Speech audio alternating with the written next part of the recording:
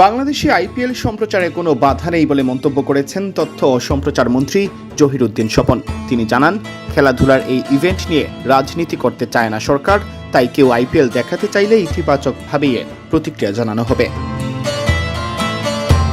মুস্তাফিজুর রহমানকে Kolkata night Riders থেকে বাদ দেওয়ার প্রতিক্রিয়ায় অন্তর্বর্তীকালীন সরকার বাংলাদেশে আইপিএল এর সম্প্রচার নিষিদ্ধ করেছিল। এমনকি বিশ্বকাপেও অংশ নেয়নি টাইগাররা। তবে সরকার পরিবর্তনের পর ভারতের সাথে সম্পর্ক পুনরায় বন্ধুত্বপূর্ণ হয়ে উঠছে।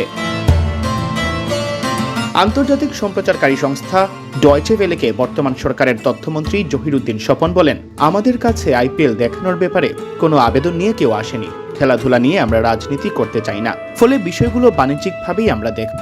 কোনো চ্যানেল যদি আইপিএল দেখানোর জন্য আমাদের কাছে আবেদন করে, আমরা ইতিবাচকভাবেই বিবেচনা করব।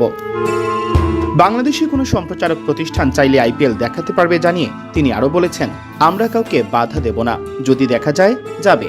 আমাদের কেউ যদি দেখানোর আবেদন করে, সেটাও ইতিবাচকভাবে আমরা দেখব, জোর করে কিছু করা হবে না। আইপিএল এর সম্প্রচারকারী চ্যানেল বাংলাদেশে সম্প্রচার করার ক্ষেত্রে কোনো বিধিনিষেধ আরোপ করা হয়নি বলে জানিয়েছেন কেবল অপারেটরস অ্যাসোসিয়েশন অব বাংলাদেশের দপ্তর সম্পাদক রেজাউল করিম লাভলু। তিনি ডয়চে ভেলেকে বলেন, স্টার স্পোর্টসে যদি আইপিএল দেখা যায় তো যাবে, আমাদেরকেও এটা বন্ধ রাখতে বলেনি। এছাড়া 2024 সালের 8 আগস্ট দায়িত্ব নেওয়া অন্তর্বর্তীকালীন সরকারের আইপিএল সম্প্রচার বন্ধের নির্দেশনার বিষয়ে তিনি জানান, অন্তর্বর্তীকালীন সরকারের ওই নির্দেশনার এখন কোনো দাম নেই। এই সরকার যদি আমাদের বন্ধ রাখতে বলে আমরা বন্ধ রাখব। আগের সরকারের ওই নির্দেশনা এখন আর বহাল নেই।